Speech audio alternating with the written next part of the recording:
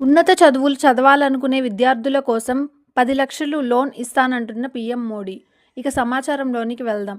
ఉన్నత విద్య చదవాలనే కల ఉండి ఆర్థిక పరిస్థితులు సహకరించక చదువు ఆపేయాల్సిన పరిస్థితి ఉన్న ప్రతిభావంతులైన విద్యార్థుల కోసం కేంద్ర ప్రభుత్వం ప్రధానమంత్రి విద్యాలక్ష్మి పథకాన్ని ప్రారంభించింది. ఈ పథకం కింద ఒక్కో విద్యార్థినికి కనీసం 10,00,000 రూపాయల నుండి గరిష్టంగా 15 నుండి 16 లక్షల రూపాయల వరకు విద్యా రుణం లభిస్తుంది. 10 లక్షల వరకు రుణం తీసుకున్న విద్యార్థులు కేవలం 3% వడ్డీ మాత్రమే చెల్లించాల్సి ఉంటుంది. కొన్ని ప్రత్యేక సందర్భాల్లో ప్రభుత్వం వడ్డీ సబ్సిడీ కూడా ఇస్తుంది. కోర్సు పూర్తయ్యాక 1 సంవత్సరం వరకు వడ్డీ మినహాయింపు ఉంటుంది. ఎలాంటి ఆస్తులు లేదా గ్యారంటీలు లేకుండానే విద్యార్థి ప్రతిభ మరియు విద్యా సంస్థ ఆధారంగా రుణం మంజూరు చేస్తారు. రుణాన్ని తిరిగి చెల్లించేందుకు 15 సంవత్సరాల వరకు సమయం ఉంటుంది. చదువు పూర్తయి ఉద్యోగం వచ్చిన తర్వాత సులభ వాయిదాల్లో చెల్లించుకోవచ్చు.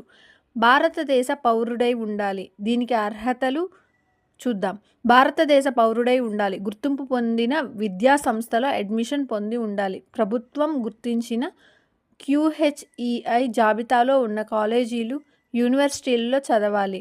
దీనికి దరఖాస్తు చేసుకునే విధానం ఏమనగా విద్యాలక్ష్మి అధికారిక పోర్టల్ ద్వారా ఆన్లైన్లో దరఖాస్తు చేసుకోవచ్చు. అడ్మిషన్ లెటర్, విద్యార్హతలు, ఆదాయ ధృవీకరణ పత్రాలు సమర్పించాల్సి ఉంటుంది.